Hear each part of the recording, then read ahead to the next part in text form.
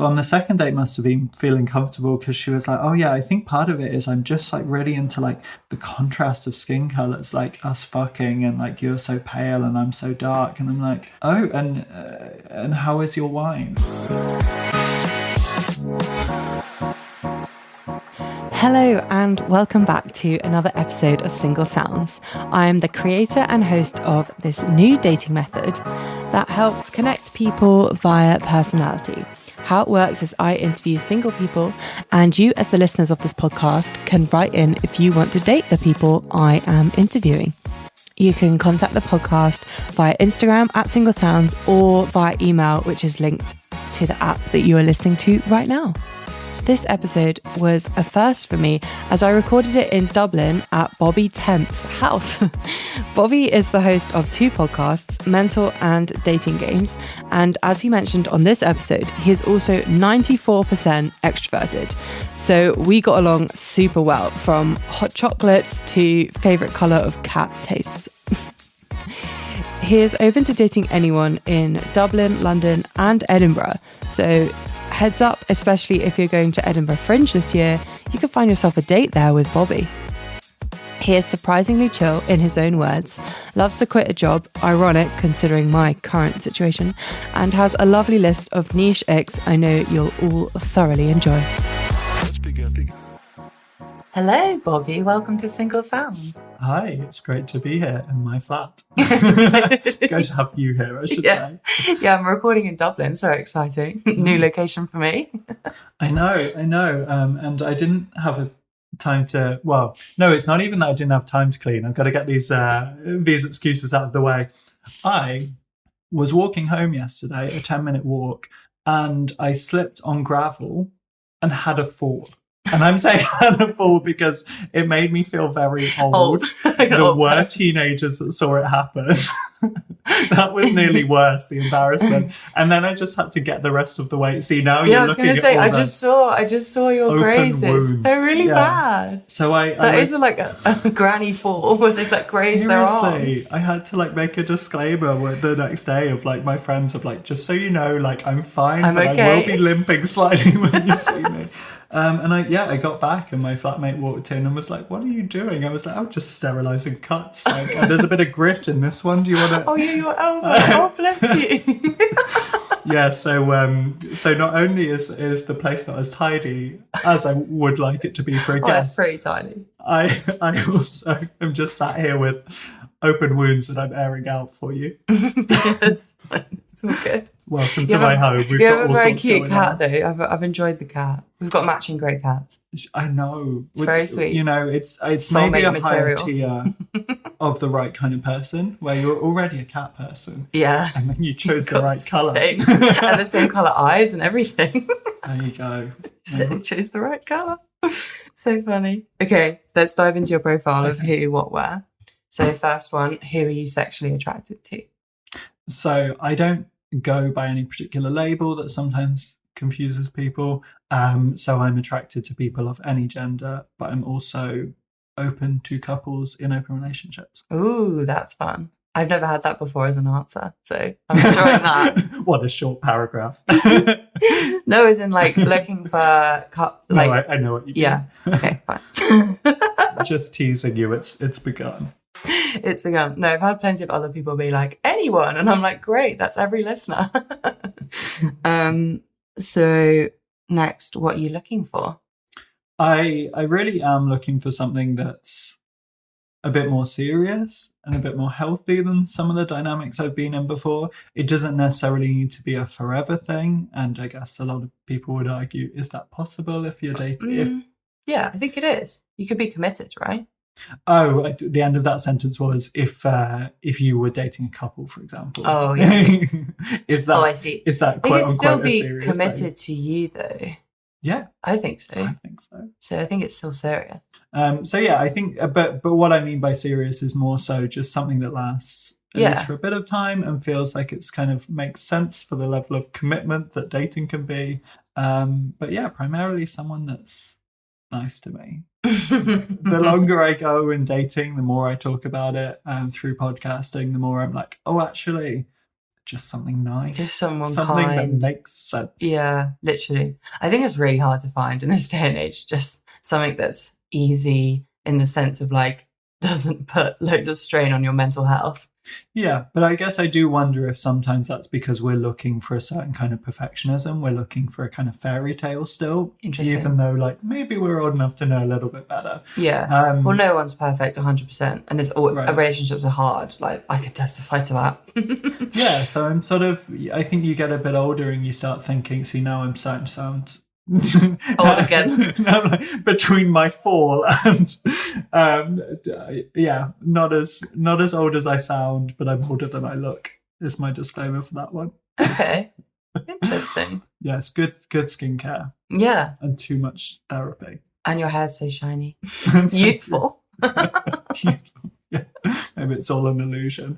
What was I going to say to you there? So what I was saying about being old is I think you get a bit older and you start to realize there is something kind of hot to being practical about these things of like maybe someone whose routine does match up with mine. Yeah, I see. Somebody that doesn't have a completely incompatible schedule. Someone who like lives near enough or who lives in a city I'm in often. Yeah, exactly. That is true. I've always said that, to be fair, I could not date someone that has a completely different work schedule to me. For example, if they work nights, that just wouldn't work because I work, you know, in the day, 9 to 5. When would we see each other? I really like hold my hands up and I'm impressed with people that date like people that do night shifts and they do day shifts. Like I don't really get how they make it work, but they do. So it's impressive. Yeah. My flatmate Mitch gets up at 7 a.m. every day, including today on a Sunday. Wow. And he goes to bed at 10:30. And that's lovely. In a flatmate, it's very novel. I still feel entirely right about my schedule where I go to bed at 2 a.m. And sleep until 10. That's my schedule. I always say that. Is this what it's going to be? It's the two of us just on mic being like, you know what? We're actually doing everything perfectly. So it's Maybe all good. we should just be Right cats, right schedule. This is what you need. No, unfortunately, I do date someone though that's a 10 p.m. to a, I don't know, wake up at 8 vibe. Whereas I'm definitely a 2 a.m. to an 11 maybe if I'm tired. Yeah, I don't know if I could do it in a relationship. Yeah, it's tough. Luckily, I like sleep, I like a lot of sleep, so I can just go to bed early. Yeah. But I've spoken to a lot of couples that they just go to bed separately, and then one hates that, one doesn't mind, and it's like a whole thing. I did have a friend who I set up with his first ever girlfriend, and he had chronic fatigue syndrome, and she had insomnia. Wow. Yeah. So it was like she was just awake all the time. I think it was like 12 hours versus 4 hours. That's was their insane. Like general sleeping. So yeah, that was a whole thing. They didn't work out. I'm not saying that was the reason. Well, yeah, could have been a big reason. But he ended up with me afterwards, so it was okay. Yeah. You're okay with your 2 a.m. I was very young. I'm very close to this friend, and then a few years later, I'm like, there's a reason. Oh, that's nice. I like when it develops out of a friendship, though. Those tend to be nicer. I think it's the correct way. Yeah. Maybe this is, for skipping ahead, maybe this is my strongest opinion. I think that's how it should be. No, yeah. I don't think it's controversial necessarily. Like, this is what my whole podcast was based on because I got to know my current partner so well just through talking. I feel like we were definitely, I'd say, even though we were both interested in dating, I'd say we were still friends because there was no physical aspect. It was just talking. But I think this is a big red flag, right? If you wouldn't be friends with the person. Well, then, like you said, you're probably not that compatible, like, just generally, if you wouldn't be friends with someone. Yeah, I need to be, like, you need to be the person I want to talk to the most. About everything, yeah. Yes. And share everything. Yeah, 100%. Because that's what I'm like with my friends. I still have 2 best girlfriends that I'll text about any slight change in my life. I'll be like, by the way, this happened. Yeah, that wouldn't be a good start to a relationship. I'll call you back because I need to tell a friend about this. Yeah, exactly. Like, but now he's just on that roster. But I can imagine if I didn't tell him stuff, that would be really strange. If I was choosing self-friends over him, that would be really odd. Yeah, not a good sign. So we did the what. How about where? You kind of touched on it a bit. Yeah, so I guess if they're in Dublin, local would be nice, nearby. But I don't really mind. But yeah, if not, London and Edinburgh are the 2 other cities I tend to find myself in most. Oh yeah, cool. Yeah. Bit UK spread. Yeah, well, I work at the Edinburgh Fringe Festival every nice. August, so I get to live in Edinburgh for 5 weeks a year, which is nice. Yeah, that's really cool. So yeah, every time I'm in Edinburgh, I'm like, maybe this year. I'll maybe find someone. this is the year I have my Edinburgh person. I feel like comics are normally single too, so like comedians. Yeah, well, there's definitely a big gender divide on it, interestingly, because men get hit on so much more after shows than women do. I have heard that women comedians find it quite difficult to date. Yeah, so I don't know what the answer is there for me. I think you'll find more single men there. Yeah, I think I'm just funny, and oh, you mean in terms of me dating people? Yes. Yeah. I don't know. I have we've actually discovered something I haven't thought about. Imagine something new I haven't talked about on a mic. Yeah, I have no way to end that sentence. Next question. Let's go. That's fine. We'll move on to the 3 A's. So that's acceptance, adventure, and affection. Yep. So we'll start with acceptance. Will someone be accepting of your quirks and flaws?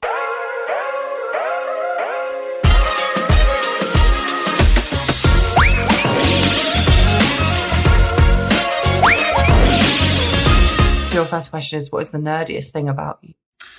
I will research anything to the extent where like I have designated friends where I'm like, oh, they'll be open to hearing me waffle on about this. Like I have one of my mates, Ace, is also similarly nerdy on household bills.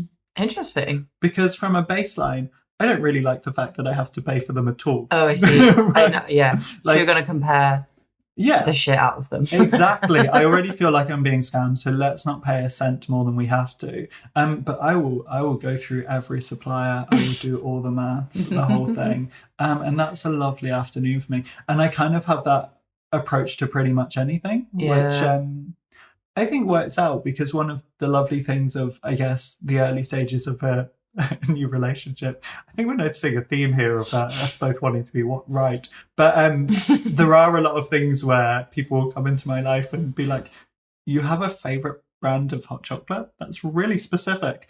And then I have one. And then they try and, well, I have like all different flavors from Whittards. I will when I'm in London, I will bring Whittards back with me because we don't have it here. And I've got that little 6-pack of all the different ones, like the mint one and the white chocolate one, and again, we're on the same page.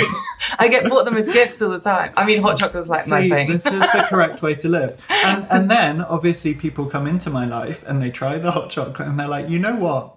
You've got this. I'm like, yeah, so that's it. I have like a favorite brand of like power cord. Yeah, I see. And I have specific like chargers dotted around the house. Oh, and yeah. One of my mates was roasting me of like, how are you this organized? And then he stayed with me for 2 days and he's like, wherever I sit, there's a cable waiting for you. I was like, yes. That's great though. It's like convenience. Yeah. My flat's like that too. There's chargers everywhere. And only Anchor ones because they're the fastest. We're in an echo chamber today. I love it though. To be fair, I wasn't like that previously, but as I've grown up, I've realised that's one of my things. I'm good at research, but I don't think as good as you, probably. Like the bills, I think I give up a bit. But what I am good at is researching holidays. That's my favourite thing to do. And I'm with someone currently who hates doing that. So that works really well because I just plan everything and I get exactly my way what I want to do on holiday. I love that. He just comes along. And doesn't care. Fun fact for you, if you ever were to move to Ireland, we don't have water bills here. So that'd be one you can cross off. Oh, like Scotland. They Water don't is either. free. Yeah. I didn't know that was the same over here. Like, I'm sure we're paying for it in taxes, but you know. Yeah, it's probably coming out somewhere. I feel good about it. Yeah, it still feels like an indirect win. Yeah, absolutely. What do you wish more people understood about you? Well, maybe this is where the podcasting comes in, where I'm very used to having to be self-aware for my job, right? And also working in mental health. It's, helpful to know about your own I think stuff. that's why most people are afraid of answering it, because it's really revealing who you are through that question. Yeah, and this is why, if I say so myself, I think my answer's kind of fun, because really a lot of people just assume I'm more complicated than I am. You know, they kind of see the quirks and see me kind of being my distinct self and living a life that I very much chose and created for myself. And the reality is, like, the day to day behind the scenes, I'm actually very consistent and straightforward. You know, Yeah. we know which hot chocolate brand Yeah. I go with. You know? Easy gift. That is the easiest gift ever. I'm the easiest to buy for because I just have a favourite everything, and you just add an extra one to my stock. So that's it. And I'm actually like pretty kind of level-headed, and I've sort of fought to be. You know, been through a lot of turbulence in my life, and now I'm at a point where I'm like actively trying not to be a workaholic, trying to slow down, trying to remember what a day off actually is, what do people do on them.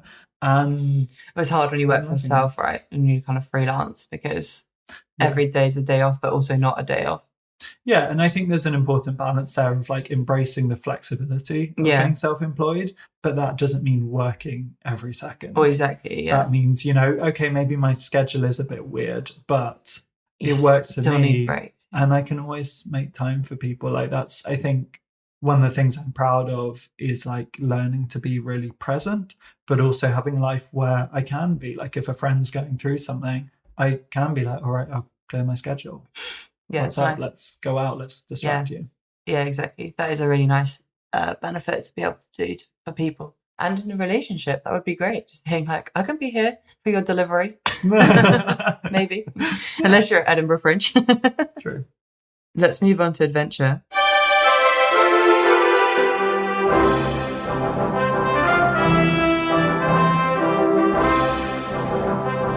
My favourite question. What is your worst dating story? So I have one that's kind of fun because all my worst dating stories are kind of long and drawn out. Although, in fact, no, actually, I think I do have one. I'm going to change my answer immediately. So I have one ridiculous. It was 2 dates. So the first one, we'd met, I think, on Hinge. I was new to Hinge. I was like, oh, new app, very exciting. Let's swipe on everyone. And we went on this date. There was like definitely like a physical attraction there that was mutual. We seemed to have like good, fun conversations, sort of, you know, that sort of lighthearted, like organic chat. And then we go for drinks for the first date, and quite a few red flags came up fairly quickly. First of all, somebody complaining relentlessly about their life, especially their job, I think, for me, because I think if you hate your job, I'm going to be hearing a lot about it if we end up together, and I'm going to be sitting there thinking, why are you doing this job? Just leave. Yeah. So but I think it's probably a kind of a general thing for a lot of people, right? Of if you're on a date, essentially part of that is you want somebody to be invested in you, but by extension your life. Yeah. And so if you hate everything going on for you, it's not boding well. Yeah, I'm not getting very sold on it, but also then you're wondering like, well, why, you know, what's up that you're going along with this? You're not changing it. So that was a thing. And also, you know, when you hear someone that complains a lot about everyone else, you're just like, how many work colleagues do you have to not get on with and mention to me before I start looking at you?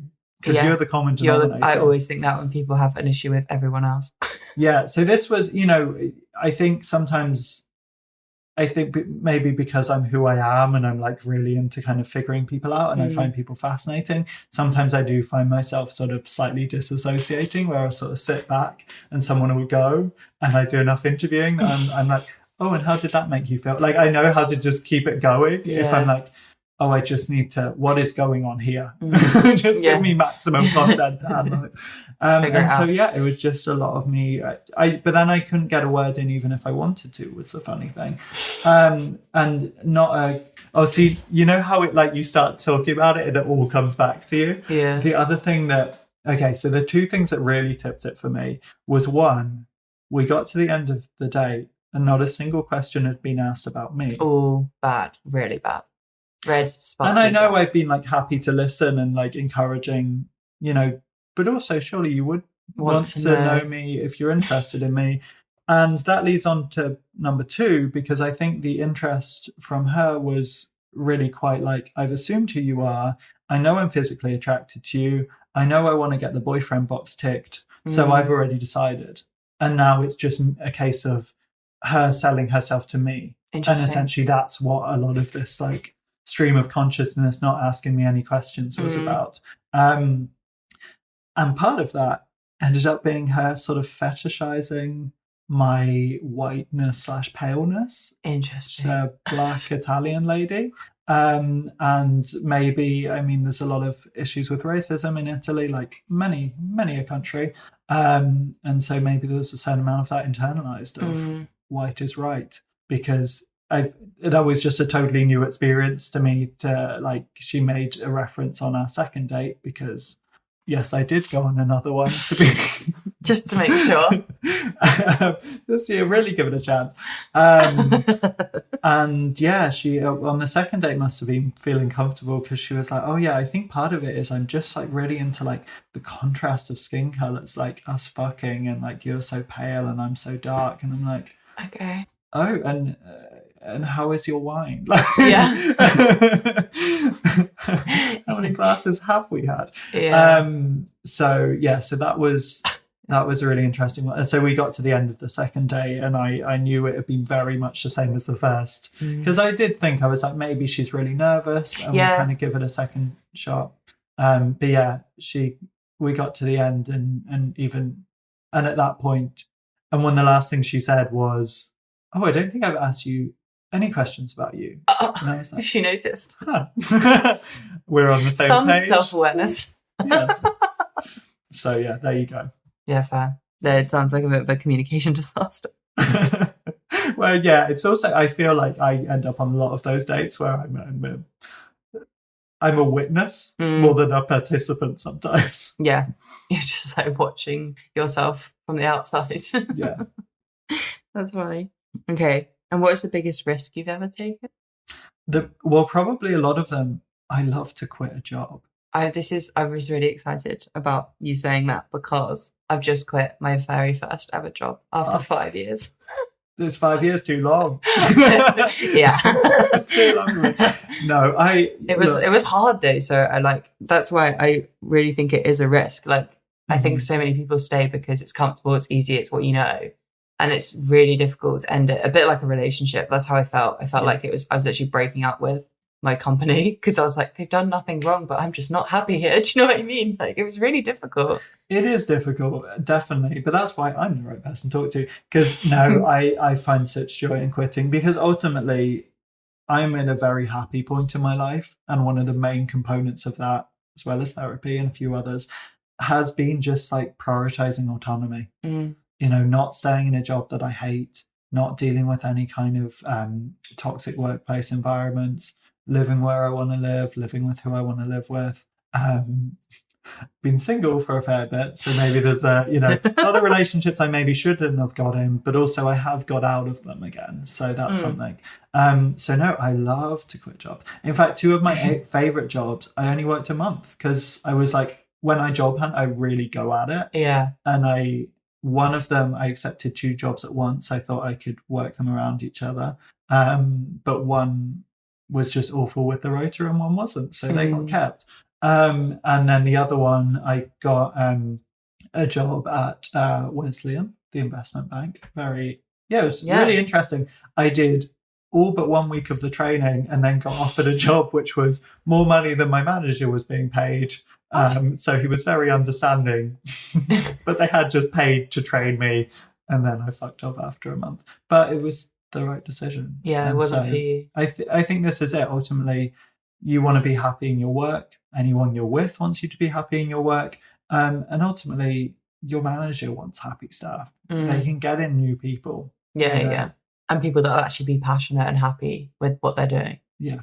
That's the aim, surely, for everyone. Yeah. So no, I love to quit jobs, and I love to tell people to quit jobs. Yeah. You only get to tell me about it being awful twice, and then I'm like, okay, here comes the rhetoric. No, like honestly, I feel like now I've done it, I have this new lease of like, maybe it's something I'm going to be willing to talk about a bit more of, like, if you're just, deep down, it's not what you want to do, just leave. Well, also, like, I think it's totally valid to prioritize your growth in workplaces as well. So for me, it tends to be, I get about 2 years in and I really know what I'm doing. I've got a great kind of, I've figured out like the workplace dynamic, Yeah. blah, blah, blah. I sort of have everything sussed. And then at that point, it's like, okay, well, now what's next? Yeah. And this is definitely what happened to me. I think it got me to like 3 years, and I was like, oh, I feel like I understand this now, but actually now I've understood it a lot more. I'm not sure this is what I want to do. Yeah. Well, no, this is it. And then if you don't leave, does the new learning become, okay, how do I get around my work? You know, how do I then do the minimum? And I've seen people do that where they do that until they get fired. Oh, I see people that are still at my company that are still doing it, and I'm just like, I don't understand why you'd want to live that way. Yeah. Because I didn't get to that point. I still think I was like putting in all the work and like being present, I guess, and proactive. But I knew if I stayed any longer, I would start turning into that person that would want to do the bare minimum. And I was like, that's not me. I can't be that person. But so many people around me were doing that. It was actually quite difficult to not do that. Yeah. Oh, you don't need to tell me. Like, I'm delighted for you. Like, on sight unseen. Yeah, quit that job. Quit it. It's done. People. I'm leaving in 3 weeks, 2 weeks. You're doing great. Woo. Okay, let's move on to affection section.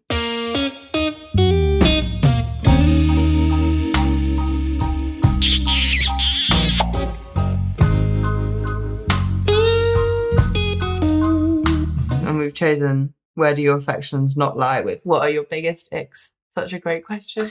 Well, I wanted to answer this one because I've got a list of real niche ones. So, for example, men not wearing belts when they should be. Interesting. I'm not saying every pair of jeans or pants needs it, but when there's like regular sort of shuffling around, things being squashed when you're young, it's not a thing. I find there's certain bits of body language my mind just instantly notices, and I can't unsee. A jean shuffle. That's funny. I used to train models when I was like more in the modeling industry, and so like catwalk sort of training and how to come across well in castings and this kind of stuff. And I bought more than one person a belt. It's throwing me off. I won't be the only one that notices it. What else? I know one for you: dental hygiene. Yeah. I don't have super high standards, but I have standards. No, yeah. Another random one. People scratching their necks. I don't know why. It makes my skin crawl. Interesting. Yeah. Like at the front. Yeah. So I think there's just a lot of things, and it sounds really judgmental because it is. I'm kind of picturing like someone scratching their beard. I feel like that's the ick for me. Yeah. Maybe not. And I think there's just certain ones that distract you. So is it me being unfair, or is it me just being honest that like, if you're going to be doing that, if I'm going to be, particularly I guess if it's a man and they've got stubble and you're going to hear it, it's just going to really throw me off. And you don't want that from me either. Like, you want me to stop mid-sentence and be like, what are we doing? Also, who gets an itchy neck? Now I'm thinking about it. Why do you need it? Like maybe. I know now you want to itch it, right? But I'm not. I'm just touching it because I feel like I'm more like stroke, almost like not stroking it. Yeah, I think I'm just kind of very obsessed. I don't think I ever touch my neck unless I play with my necklace, but then that's not really touching my neck either. I just kind of do that. That's endearing. So we'll see. Here's the thing. To demonsterize myself slightly, I do notice body language a lot, but also like loads of it I love. Like I love kind of picking up people's quirks and kind of getting to understand like what makes them tick, and a lot of that is like how they come across, and so I'm like genuinely fascinated in people and want to get to know people. Love that part of the dating phase. And so there's actually a lot of things I don't mind. So I've got some that I don't mind. Like people's like human smell. Oh yeah. I don't need someone to be doused in perfume. No. As long as you're clean, I think it's fine. People are fine. Have you ever met or dated someone though that their natural smell you really don't like? No, I think maybe subconsciously that's a factor for me. I've had it a couple of times. It's awful. Oh really? You just can't get past it. No, exactly. But then if it's good, it's their whole great. Like space smells like it too, and all their clothes, and it's awful. But apparently it's meant to be like a gene thing. That Yeah. if you don't like someone's smell, it means your genes aren't compatible, so your offspring won't be healthy, or something crazy like that. I'll take that. Yeah. I'm not being picky. It's genetics. What can I do, guys?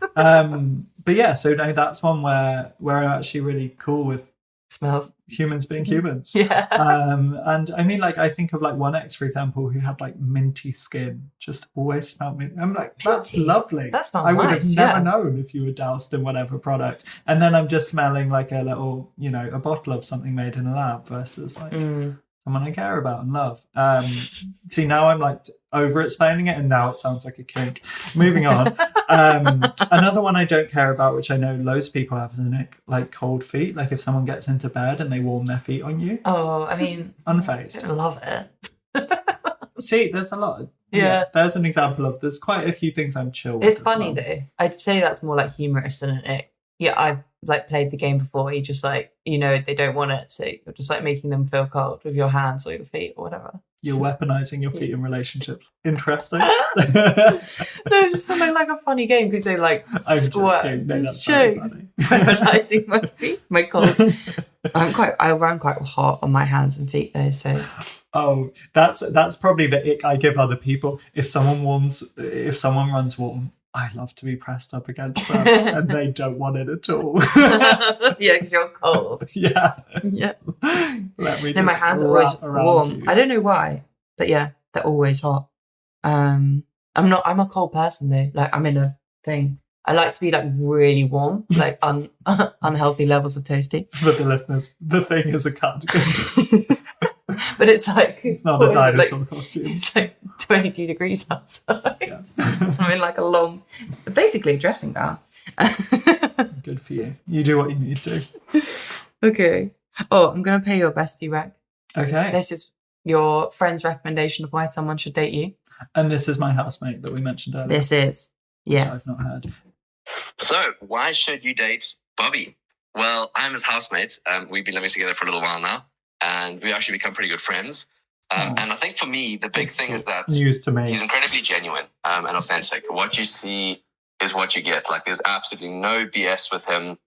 And he's just really confident in who he is as a person and isn't afraid just to live that out. And what that leads to is some fantastic conversations around, the stuff that he would find interesting. And we've often gone like late into the night just chatting. So I think, again, just bringing it back to that authenticity. If you're looking for someone who, isn't afraid to be themselves, just be who they are, that is definitely going to be the thing that stands out for me personally.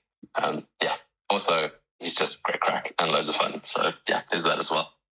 Oh, what? Why am I here? Should have just interviewed Mitch about me. That's so lovely. Oh, no, he's very sweet. And he's right. I often am the reason he misses his bedtime because we're having the chats. Oh, little deep conversation. Yeah, when he first moved in, he used to like thank me for the conversation. He was like, so great chatting to you. Thank you for that. And I'm like, you've got to stop doing this. There's many more. Yeah, I'm like, you can't thank me. Then it makes it weird. Like, it's not a service. Like your therapist, we're just hanging out. Yeah. We're just hanging out. This is me. I actively have to make sure I don't become people's therapists. Yeah. It's too much of a burden. Yeah. But also, it's interesting. I've definitely met people throughout my existence that they've clearly not had friends that want to go into deep conversations. And that's something that I really have to do to be regarded as someone's close friend. Otherwise, I'm just like, what is this surface level conversation? I don't understand. We're not getting anywhere.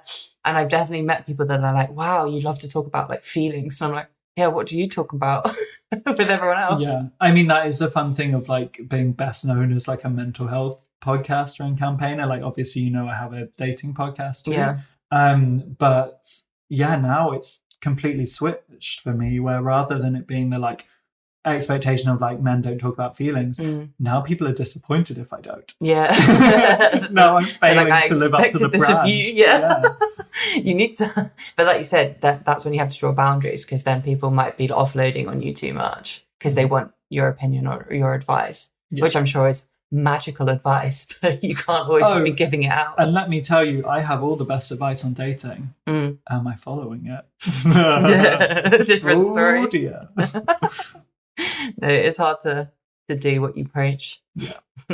Easy to say, difficult to do. Okay, we're just going to wrap it up. So this is either you do a one-word review of yourself or you do a short summary of why someone should date. Well, the word I chose was chill.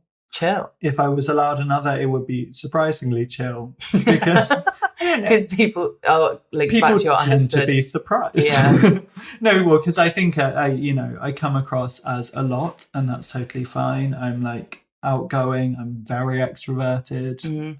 Test on it, I'm 94%, Wow. which apparently is too high. Apparently that's when it's a bit of a worry. That's a red flag. Yeah. So no, I just I really love getting to know people, and I enjoy being got to know as well. So, I don't tend to I do try and like hold things back, but I love to be myself. I love to even be like a caricature or like a cartoon of myself. And yeah, I'm proud of being more chill, because I was so like workaholic. I was quite a turbulent younger person. And and now I love to spend time just endlessly chatting to friends. I love to go for walks.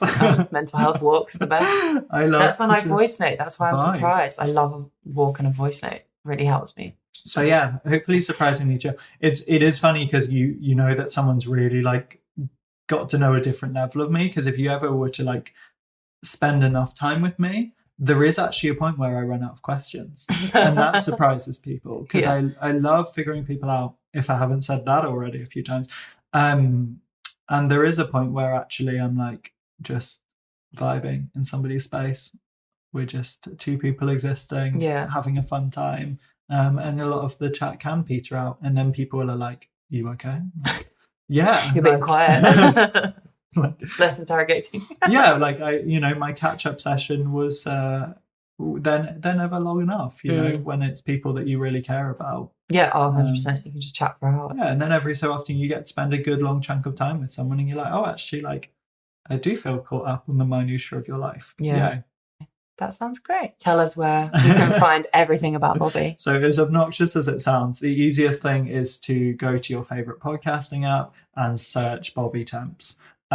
Because then both my shows will pop up. So Temps is TEMPS. Easy. Nice and short. It's already a word, but because people aren't used to it being a common last name, it really, really throws people off. But I feel like it's hard to spell that wrong. Whereas mine, people do all sorts. I can imagine. But yeah, thank you. This has been so lovely. You are welcome. Thanks for coming. So, if you think from this interview Bobby is your ideal man, contact the podcast on Instagram @SingleSounds or via email, and I'll put you in touch. Also, I featured on Bobby's podcast, Dating Games, so check out that episode if you enjoyed this one and want to hear more from us. I'll leave the link to that one in the show notes. Thank you so much for listening, and I'll be back next week with a very fun interview from a single gal. Have a great week, and I'll see you next Tuesday. Bye!